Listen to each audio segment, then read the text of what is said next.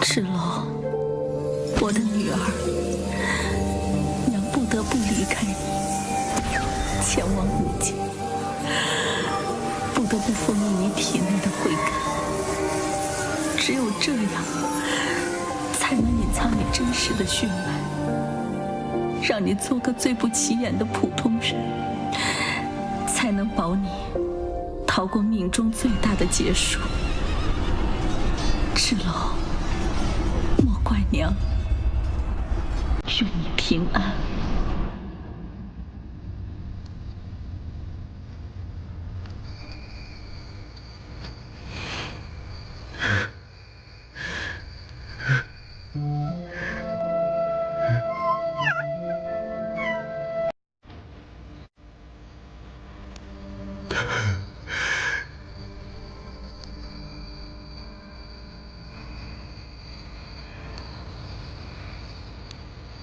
月娘呢？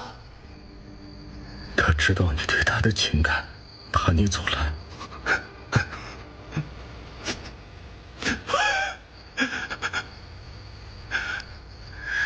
这是月娘的画像。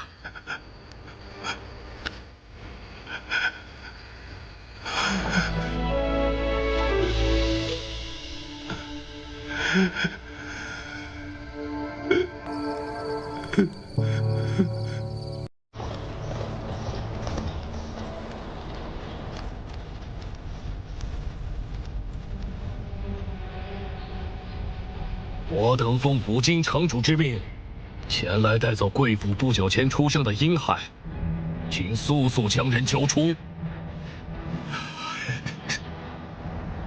大人恕罪，前一阵子我们凤家庄突发失忆，那婴孩已经暴毙身亡了。死了？小小婴孩高烧多日，皮肤生疮流脓，内脏都已经烧得腐臭，此时全身都溃烂，连衣服都一起烧尽了。我生怕传染扩大。来人！大人，只剩下这些了。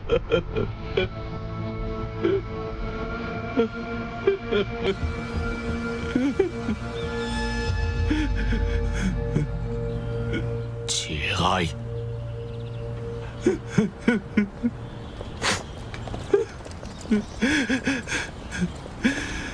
大人，慢走。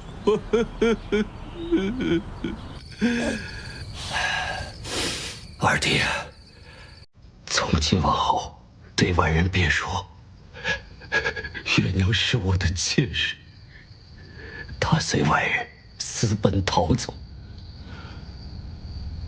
这个没有慧根的孩子，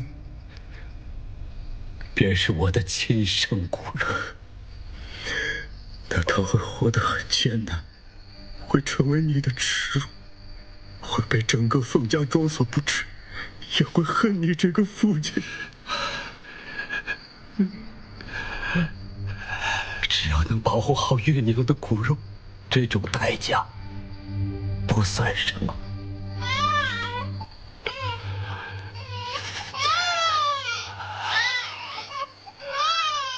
孩子，以后你会吃很多的苦，但是父亲和你二叔还是希望你健康长大。有朝一日，天高任鸟飞。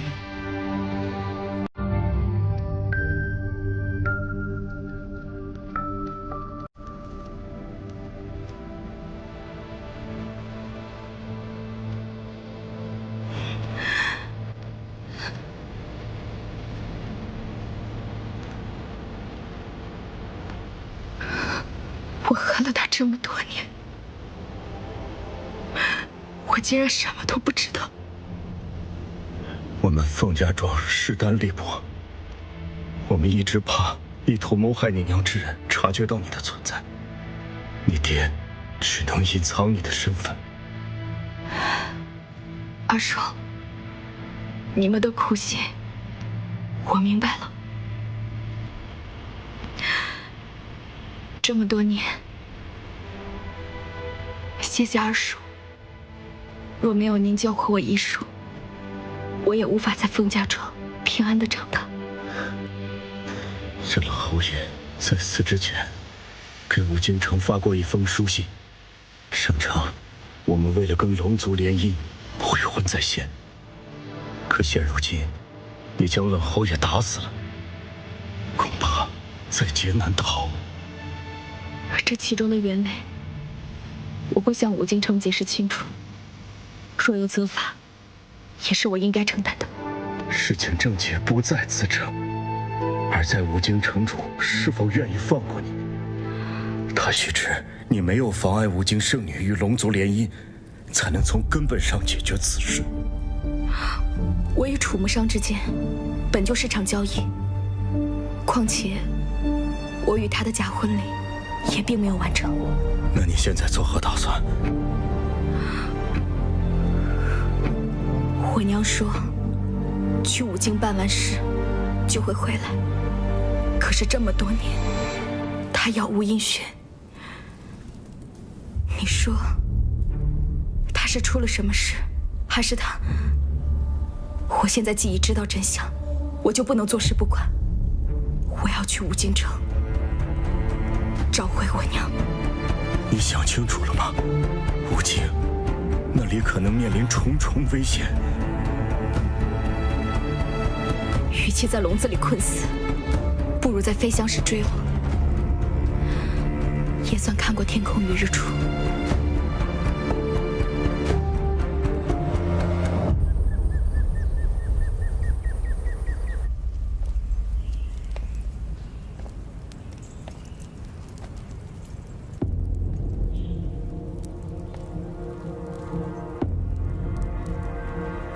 女儿黎洛拜见母亲。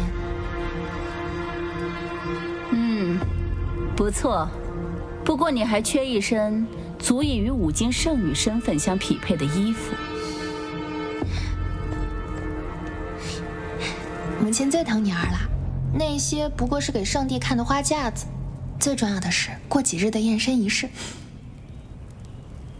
我乃武京城主，不能表现出对你的偏颇，但是我会给你这世上最好的一切。女儿知道母亲的用心良苦，不过我听说这凤家庄有个女子和一个假冒龙子的人成亲，他们想坏我的好事。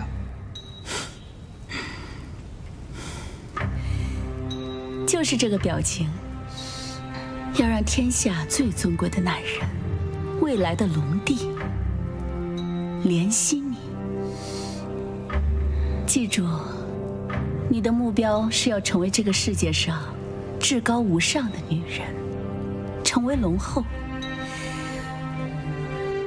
只有这样，你我母女俩才可真正的长生不老。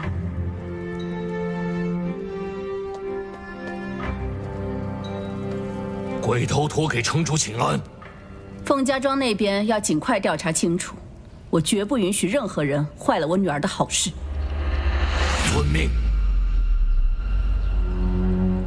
二小姐，我也没有什么好送您的，这花雕酒，路上喝。二小姐，这次多亏你出手相助，我准备了一些日常的衣物，您别瞧不上就行。凤二小姐，路途遥远，危险重重。虽然你身怀绝技，但是天外有天，人外有人，一定要小心啊！是啊，小心啊！二小姐，请上好心。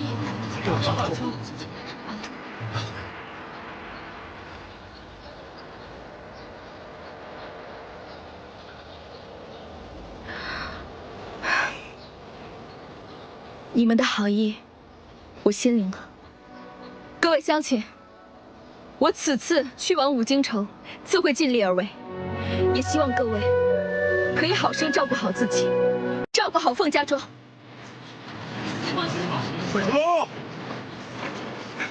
芷洛，二叔，你这是？去往五经皇城，势必要穿过腾蛇族的森林，那里险象环生，让我送你一程。二叔放心不下你了。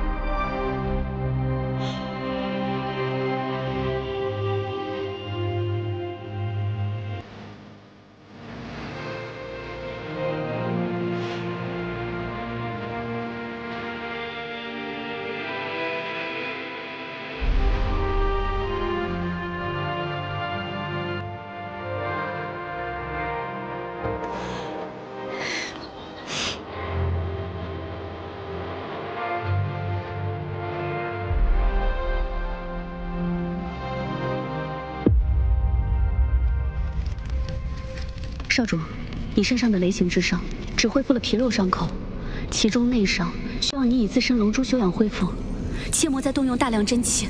少主，圣主给的3日期限已到，我们该启程五京城了。圣地印记必须取回，留给我们的时间不多了。少主指的是？凤芷楼离开凤家庄了吗？已经出发了，凤家庄到五京城，沿途会经过腾蛇森林。五京城已经收到了你和冷侯爷传来的消息。您来迟了，冷侯爷已经被凤芷楼所杀。冷侯爷死了，是因为他自己无能。接下来的事情就交给你了。记着，你只能活着来见我。若凤芷楼不死，你就得死。这里就是腾蛇族地界，别看这树林平平无奇，可到处都是毒草，务必小心。这里抬头不见天日，只能依靠树叶的长势来区分方向。如果没有当地人引路的话，我们很快就会迷路。当年我为了采药误入此地，也是靠他人引路才走出去的。二叔小心。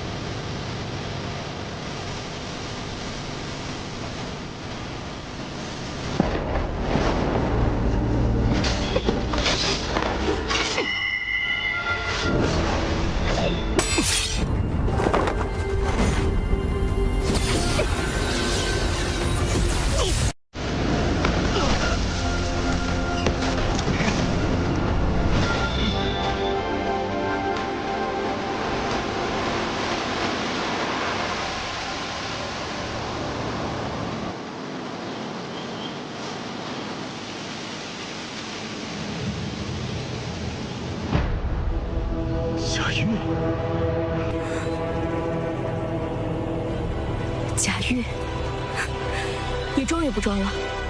这些年，你在凤家庄演得挺辛苦的吧？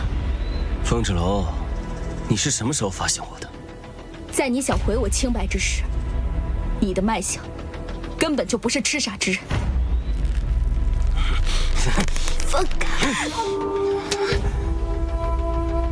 你这次前来，就是要阻断我们去五京城的念头。究竟是为什么？你到底是什么人？我是什么人不重要，重要的是，五京城容不下你的存在。芷楼小心！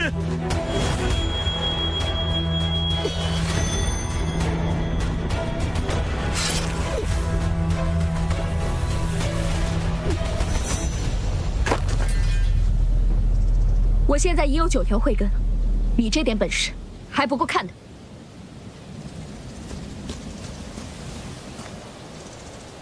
看来你已经被五京注意到了，芷楼，你到了五京，关于你娘的事情，千万不能轻易暴露。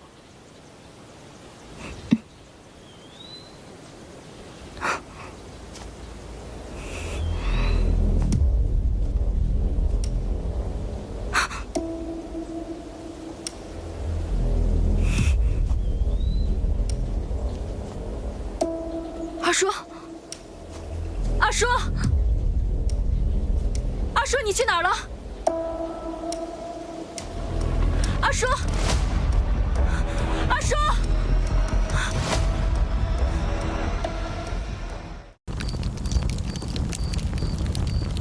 圣祖诞辰就快到了，祭品可有备齐啊？罗长老，每逢圣祖诞辰，都要先去活人少女。现如今咱们村中哪还有满足条件的女孩？再说了，如此伤天害理的传统，难道真的要继续延续下去吗？大胆！召集少女献于圣祖，是庇佑我腾蛇族唯一的办法。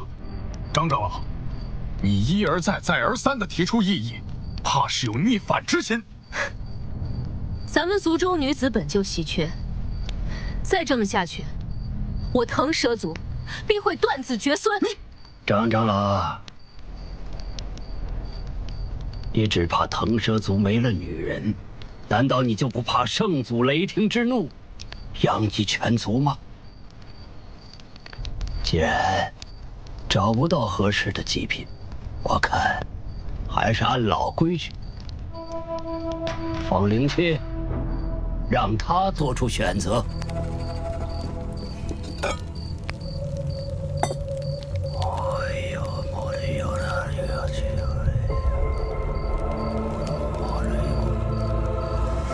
去吧，圣主的使者。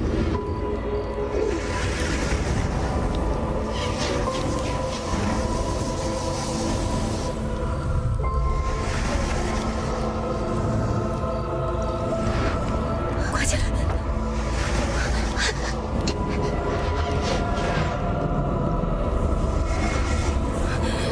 不怕不怕，小玫瑰，孩子给我，把孩子给我，给我！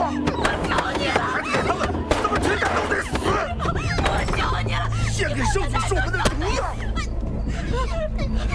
谢圣祖，长老慢走，慢走啊！慢走啊，长老。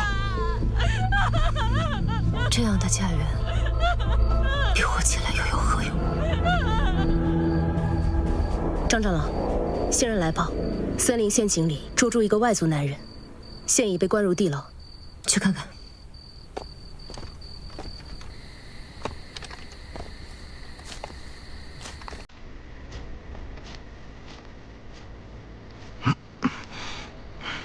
长老问话，不许乱叫。外乡人，来腾蛇的领地是做什么？我无意冒犯，我们是前往五金皇城，只是借道而过。借道而过？我可是听说，昨日有人在林中大闹了一场。那只是林中遭遇了袭击，不得不自卫啊。那可是五金的顶级杀手，你竟然能全身而退？多亏了我侄女凤芷楼，我们还活着。没想到我们走散了，我又误入陷阱。请问长老，你们知道我的侄女凤芷楼她现在身在何处吗？您是凤家庄来的？是。长老，长老，我绝无恶意。长老，长老，长老，找个时机。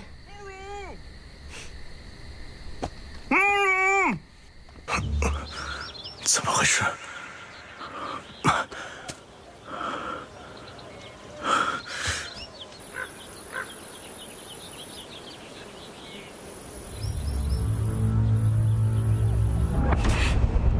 献给大人，献给大人。献给大人。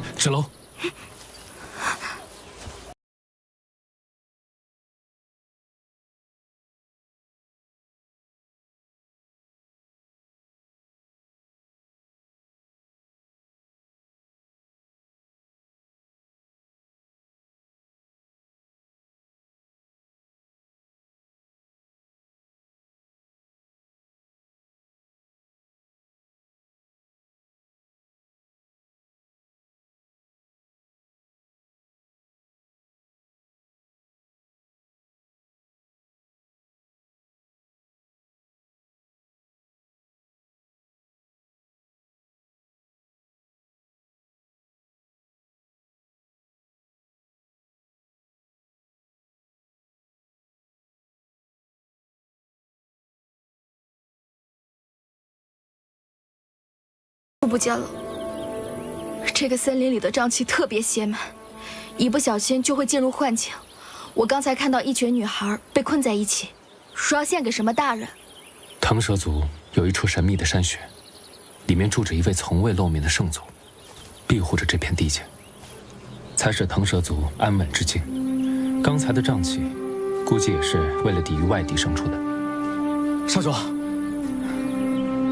终于找到你了。飞云白鹿，去找一下风耳树。是，包在我身上。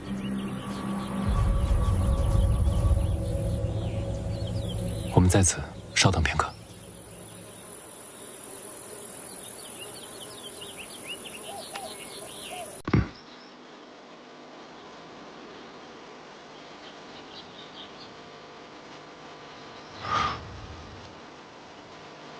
你说少主什么时候夺回印记啊？他要是不忍心动手，咱可以替他动手啊。少主自有安排，轮不到你在这里插手。二叔，二叔，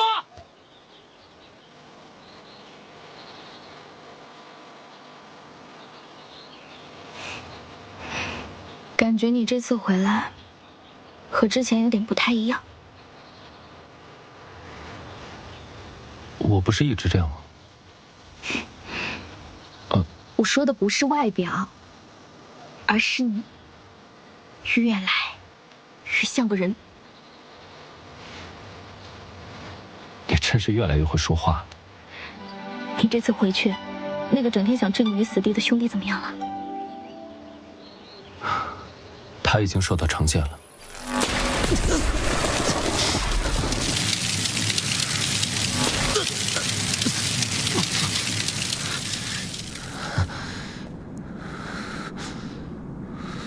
我从来不知道你在父王面前如此能言善辩。哥哥，你在说什么？我不太懂你的意思。父王不在这儿，你不用假装善良。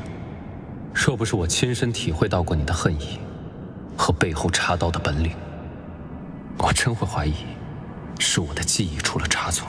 羡慕的话，你下次犯错学我啊。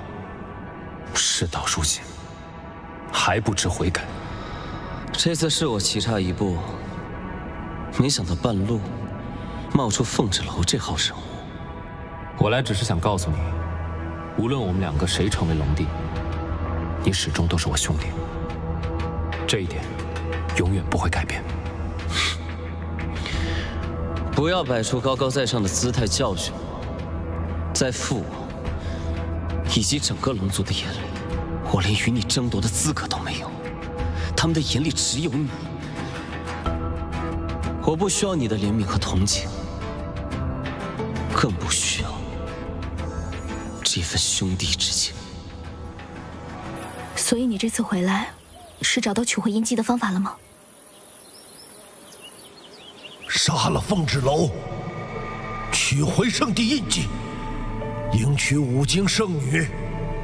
如今你能做的只有这些。少主，怎么样？找到我二叔了吗？回凤儿小姐的话，我们没有看到凤儿叔的身影，但你放心，我们也没有发现打斗的痕迹。少主，那边有呼救声。在哪？来救救我呀！救救我！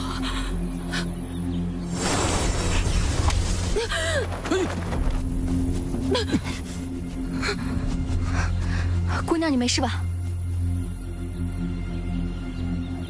你不用害怕，我们不会伤害你的。你这是怎么了？我是被选中献给圣祖的，我刚逃出来，求求你救救我们！戴着面纱，应该是腾蛇族人。我们？你的意思是，还有其他的女孩子？有好多，都比我小好多岁，她们都还是孩子，都要等着被献给圣祖。这是为何？这是我们腾蛇族的传统，每到圣祖诞辰，都要圣祖要吃人。什么？凤儿叔不会被吃了吧？圣祖怪癖，只吃年轻女子，都是灵气从我们族人里选出来的。天哪！那鬼东西现在在哪里？就在祭坛后的山穴里。我们这就过去。那里很可怕，你们不怕死吗？飞云白鹿，先送姑娘回去。是。包在我身上。这边。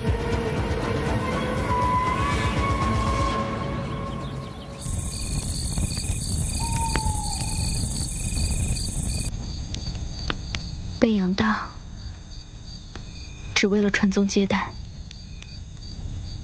亦或是投喂给圣祖。这让我想到了凤家庄的女子，没有自由，任人鱼肉。这种行径在我看来，与魔族无异。这所谓的圣祖，如果要以这种方式彰显其威严，那他便是邪恶的化身，人人得而诛之。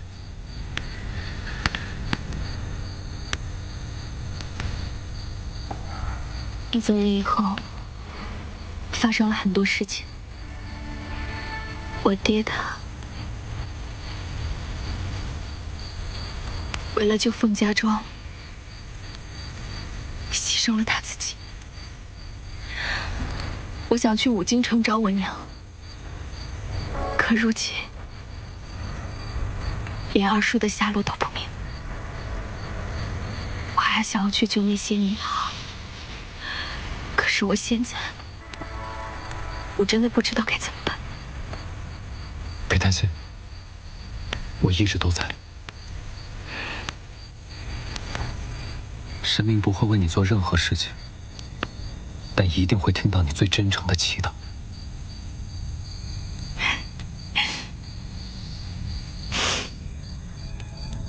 你能把你和你弟弟的那些事情处理好，就谢天谢地了。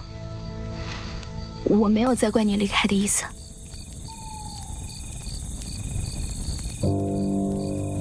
如果我真的是龙神大人呢？就像你说的，神明不能为我做任何事情，所以我应该让自己变得强大。更何况，每次在我最危险的时候，你都会第一时间出现。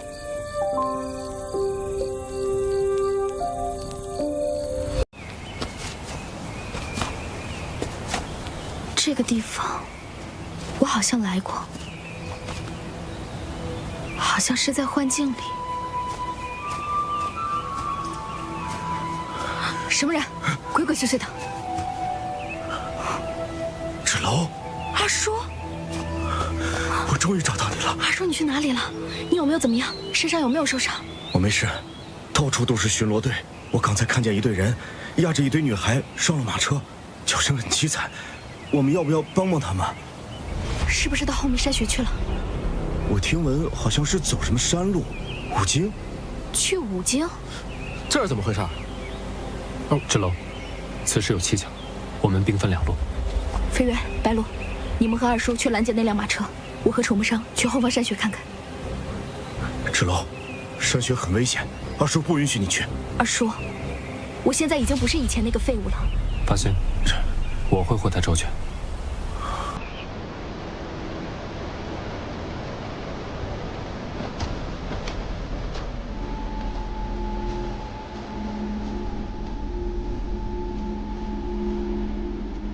隔着一道结界都能感受到其寒气，看来你那是极寒之地。凤芷楼，你这副身体撑不住的。都到门口了，你还想拦着我？我知道，你从小就想和龙族并肩作战。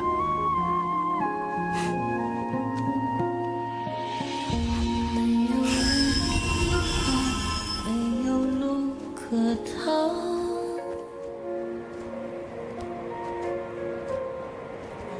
泪不敢下掉，逆着风奔跑。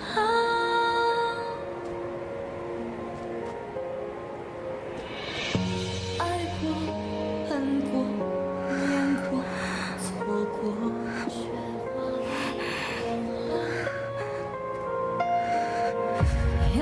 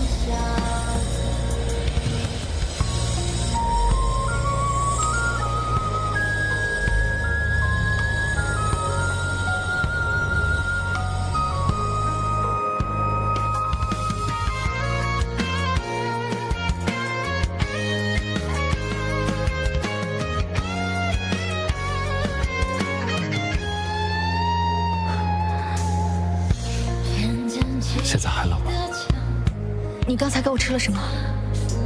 龙珠。龙珠？这圣祖地界应是千年寒潭所化，是极寒之地。你在此处若没有龙珠护体，不出一盏茶的时间，就会被冻作冰石。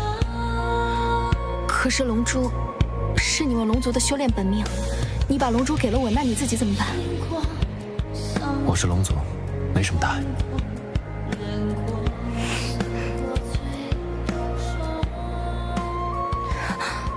可是你现在脉象越来越弱了，这跟龙珠没什么关系。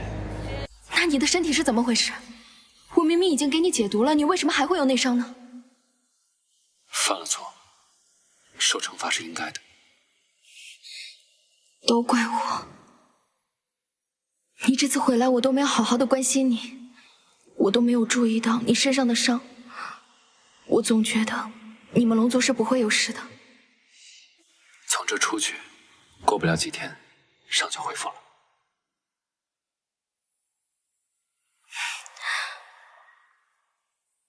现在我印记也摘不下来，冰封剑也被我收起来了，还有这个龙珠，不行，我得想办法把它拿出来。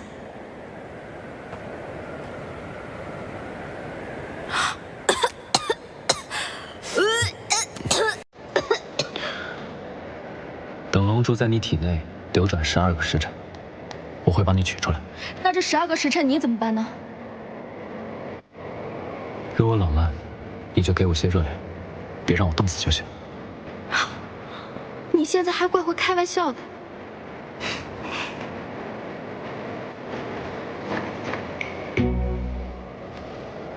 这就是圣祖山玄。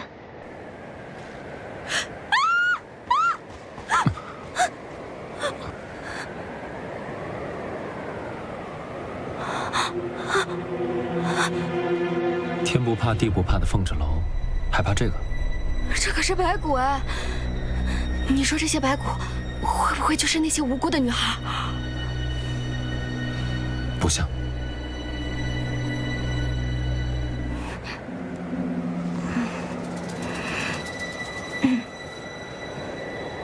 哈哈哈哈！哈哈哈哈！竟然有人亲自进来给我投送食物啊！藏头露尾的，出来说话！无知小儿，吾乃圣祖龙族，唯有吾这样的圣母，才能在这极寒之地生存。你们擅闯吾之领地，还敢出言不逊？他是龙族，不过是只蛟。蛟怎么了？我再修炼几年也是龙。巧了，你差不多是龙，但是他是一条正宗的龙，还不赶紧出来拜见！竟敢小瞧我！虚张声势。我来会会这个圣祖。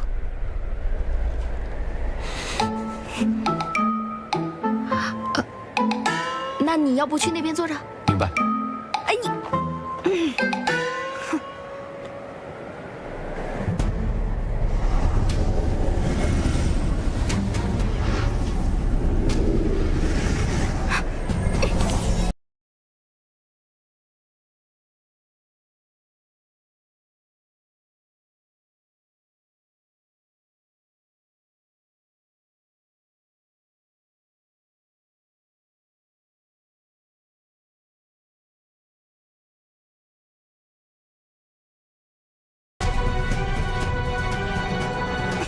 小小年纪不学好，什么臭女人，跟谁学的？你下手也太狠了吧！我堂堂腾蛇圣祖就没被人这样欺负过。多揍2次就好了。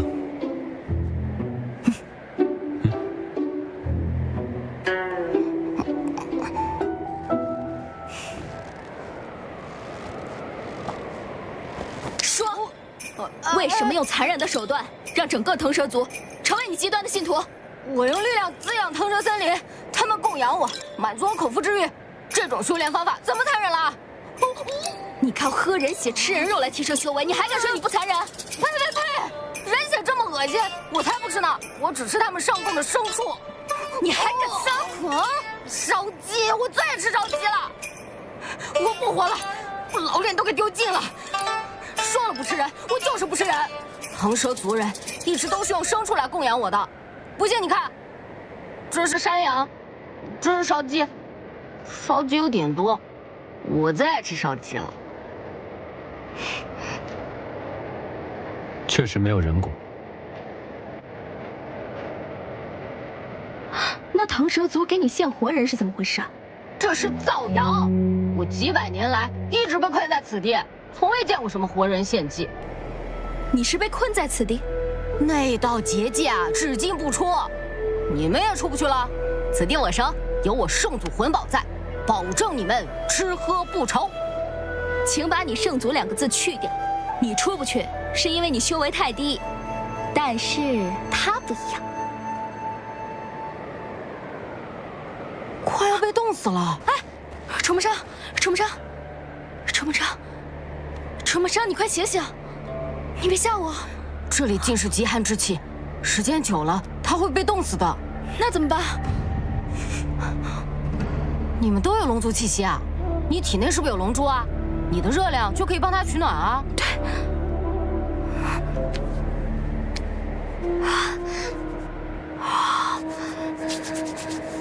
姐姐，你是在逗我吗？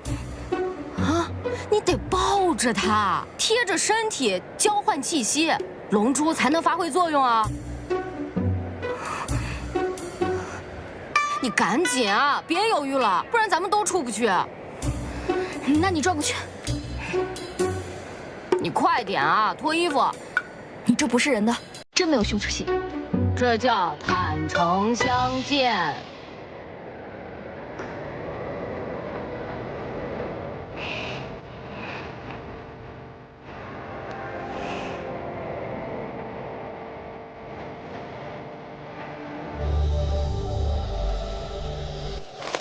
我要了10个女，为何才这么几个呀？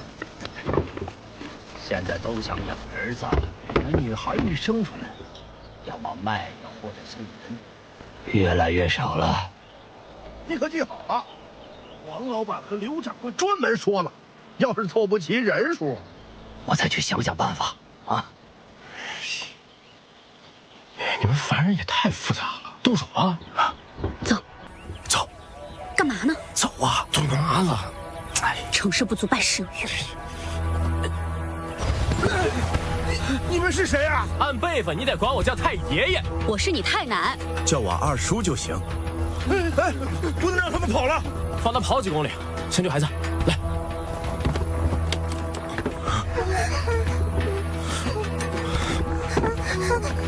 来，慢点啊！你们将这些孩子带到安全的地方，我再检查一下。走。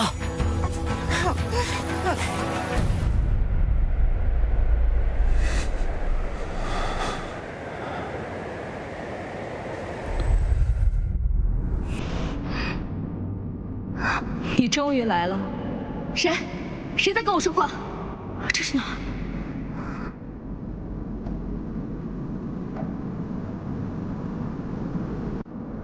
誓死保护圣地，长剑。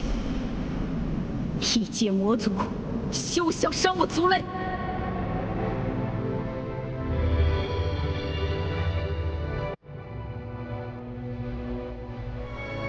你醒了？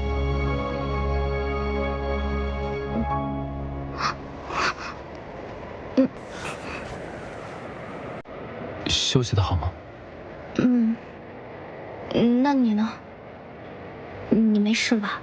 你已经把龙珠还给我了，当然没事了。哦，你别多想，我就是怕你冻死在这儿。身体有感觉什么异样啊？对啊，我把龙珠还给你以后，我感觉我的身体现在充满了力量，而且刚才我还做了个梦，我现在的感受越发的清晰，我和之前好像又不一样了。那说明龙珠真的在你体内，帮你调理体质。所以说，你把龙珠给我，也是为了帮我提升武修。武境处处危险，我也是希望你有更强的自保能力。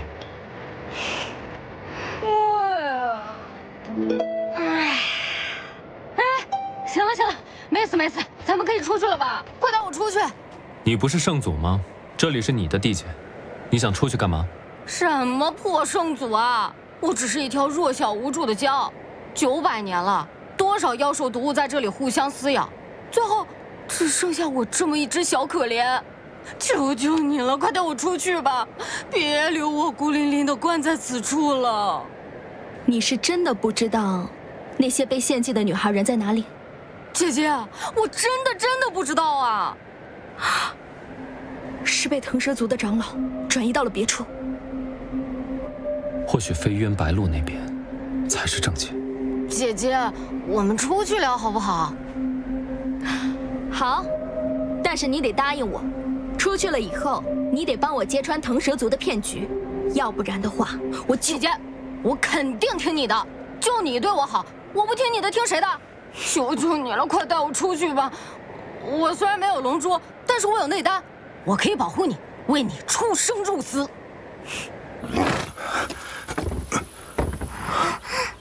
孩子，别怕。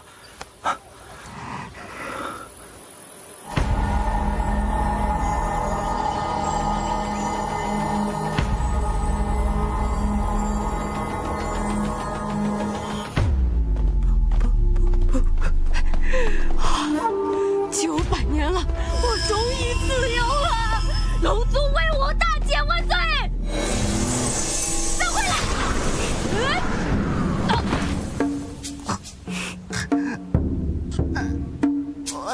我错了。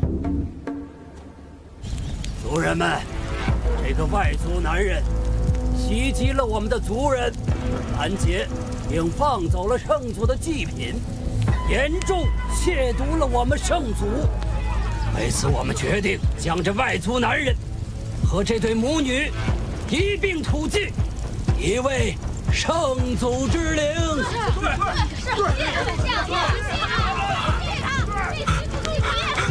放开我！你们在干什么？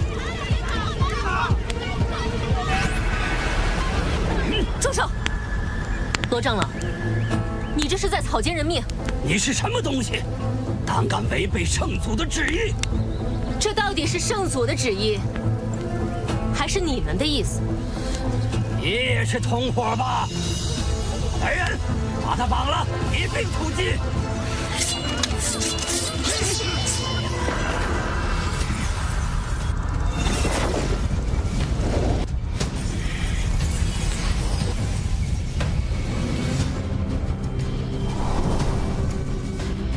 腾蛇族人，请听我说。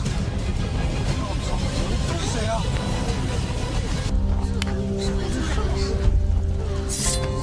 赤龙，你们是什么人？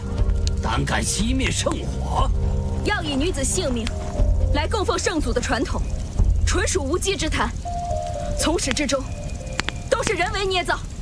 是真的，罗长老收集女孩，把她们转卖给商人，他只是从中想谋取暴利。我们在路上拦截了他的马车，放走了几个女孩。可惜我和最后一个女孩没能逃脱，从头到尾都是骗局。那我的孩子呢？我的孩子呢？你说被放走了，他在哪儿啊？骗人的！大家不要相信这几个外族人，不要相信他们！都是骗人的！骗人的！我们不能被他们哄。对，他们就是在这迷惑大家。张长老，定是你一伙的吧？大胆腾蛇族人！我圣祖庇护你们900年，你们竟敢污蔑我声誉！今日就将你们这群愚昧之人全部覆灭！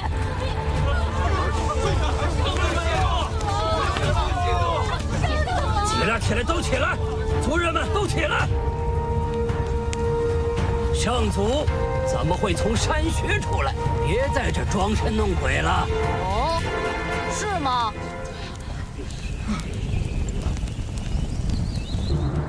圣祖是个小男孩，你们相信吗？一个黄毛小子，胆敢冒充圣祖！哼！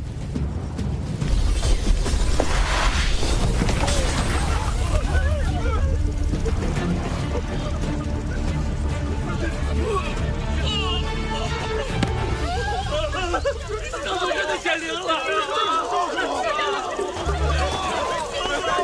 这回还有谁不信？真是的，还有人冤枉我吃人，我只吃烧鸡，你们可都记住了？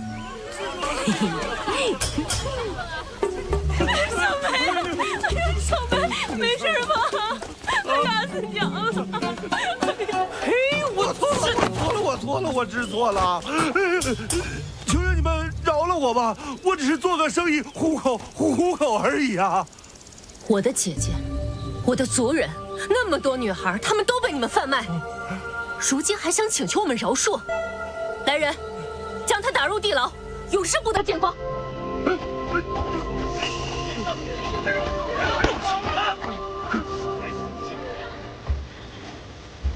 腾蛇族的诸位，现在圣祖在场，恶人已死。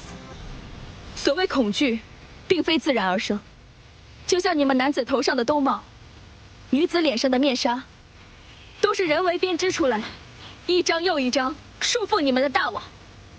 它不能代表任何，只是一种控制的手段罢了。可女子脸上的面纱，遮住的不仅仅是面庞，还有女子的笑容。女子的斗志，女子的温柔与善良。我希望日后，再无以供奉为由，献祭活人的卑劣骗局，同时，让女子彻底揭下面纱，还女子自由。说得好啊！好啊！好啊！好！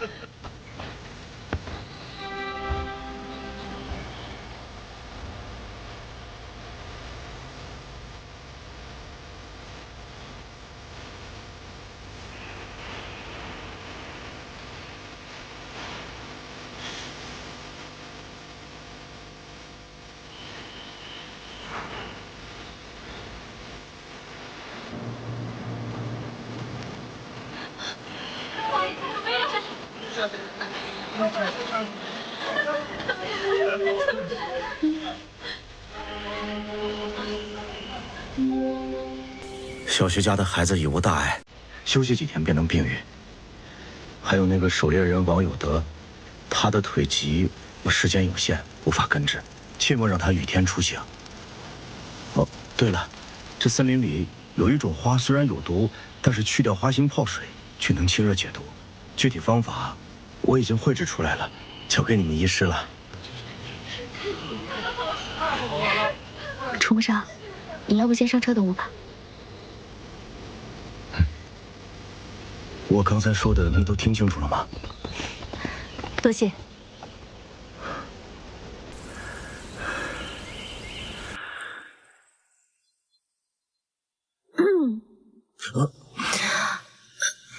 阿叔，我看你要不就留在这儿吧。你就算是不在这儿的话，你的心也会留在这儿，时时刻刻挂念张长老。芷楼，你这说的什么话？二叔，你也老大不小了，该为自己考虑了。听芷楼姐姐的吧，留在这里照顾受伤未愈的族人，也好帮张长老重振腾蛇。对呀，你就留下来吧。芷楼，你一个人去五京，二叔还是不大放心呢。怕什么？有我在呢，我会保护好姐姐的。二叔，你放心，有楚木山和混宝保护着我，不会有事的。而且，我现在已经不是一个没有午休的废物了。等我去到五京城，找到我娘，出人头地，我就回来补和你的西饺。走，芷楼，这孩子总是这么调皮。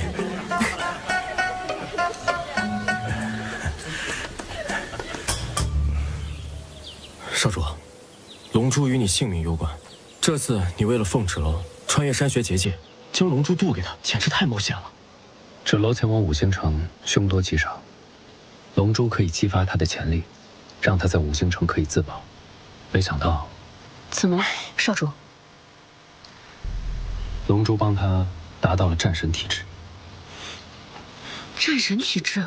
这怎么可能？这不应该是五京圣女才有的午休天赋吗？此事先不要声张。凤芷楼或许注定非凡。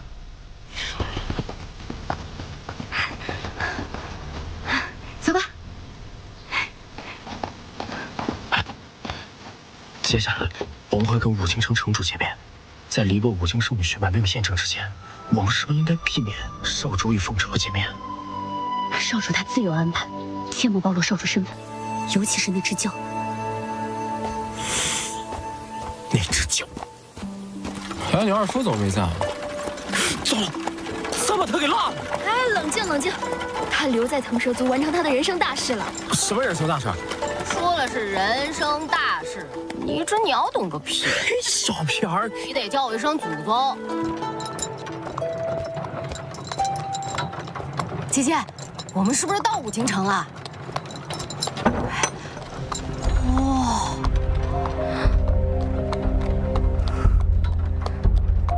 娘，我终于来了。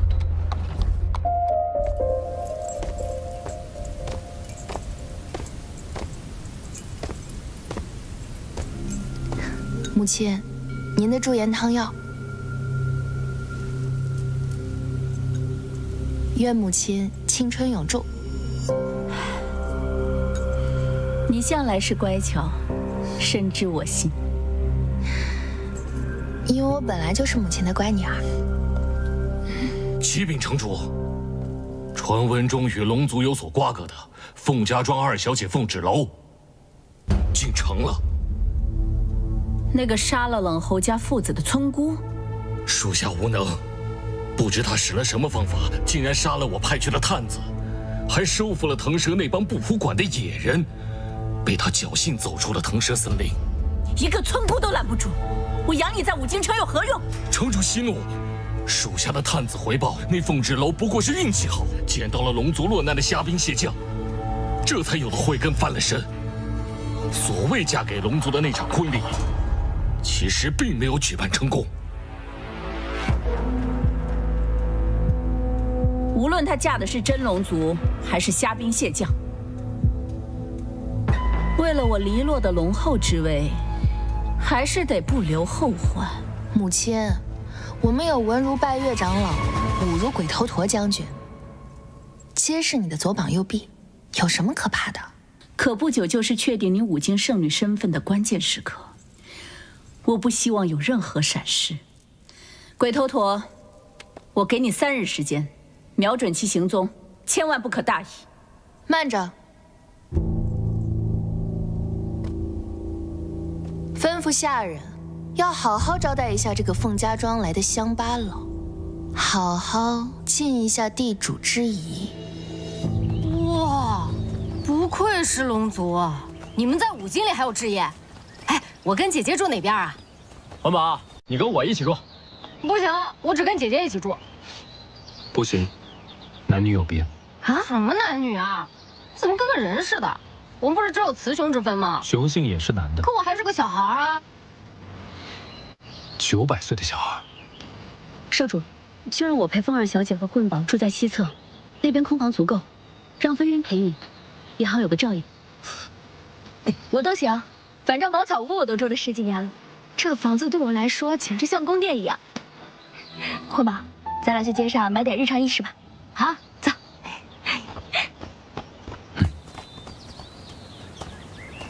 少主，你呀，现在怎么沉不住气？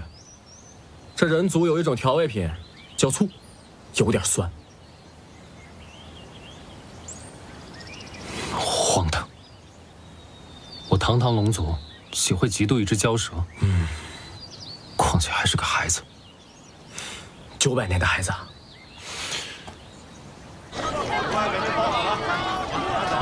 少主，时间紧迫，明日需要见武京城城主，与他商议武京圣女宴请一事。此事还需不需要继续隐瞒凤芷楼？这个，属下觉得，武京圣女验明正身之前，最好不要有外族人参与。虽然凤芷楼救过你，这个也挺好的。但少主，你也还了不少恩情。飞渊多嘴，当断则断，才是良策。哎，棍宝，你看这个，该交钱了，啊！求求你了，我实在是没钱交税，求你再缓2日吧。没钱？没钱摆什么摊？给老子滚！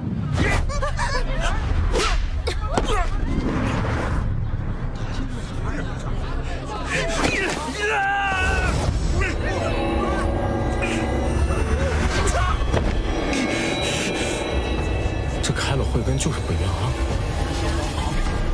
给他们母女道歉！你可知道我是谁？我管你是谁，不道歉你就一直这么跪着吧。还算轻的呢。还好只是皮外伤，无碍的。这是上好的金疮药，1日2次，5日内不能沾水，否则的话会留疤。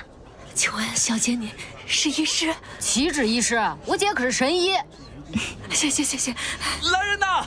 光天化日之下欺负人了！大人，快抓住这个女人！你属疯狗的是吧？乱咬人！哼，你可知道我爹是谁？我们可是武京城少城主大人的亲戚。就算是天王老子的亲戚，也不能这么胡乱欺负人。各位大人，是我们错了。来，把他带走。怎么着？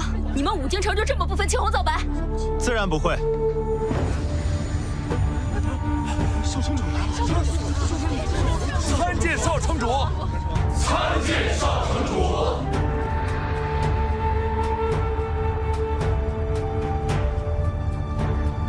都起来吧。谢少城主。武京城是非曲折，自有公断。这位小姐请放心，我李岩势必会亲自审。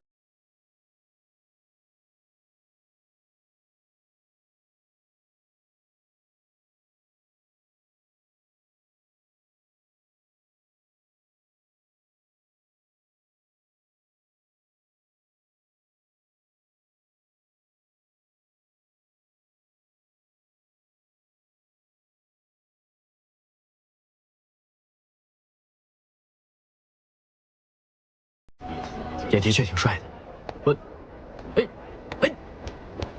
方才姑娘的所作所为，我都看在眼里，无论是人品还是武修，都令在下佩服。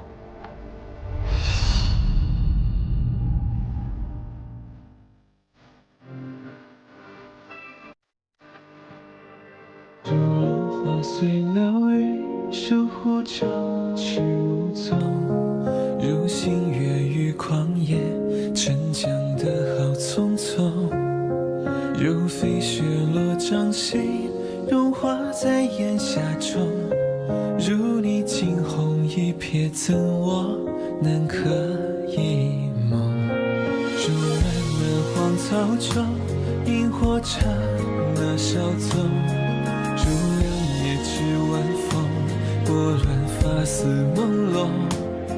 如忽闪的念头，说翻涌就翻涌。那些萍水相逢不爱人去楼空。你是一枚浪花，这一场海沙。情似一缕鸿毛，成一座孤岛。是浮现那一秒，绕不开戒不掉，留我在回忆里微不足道。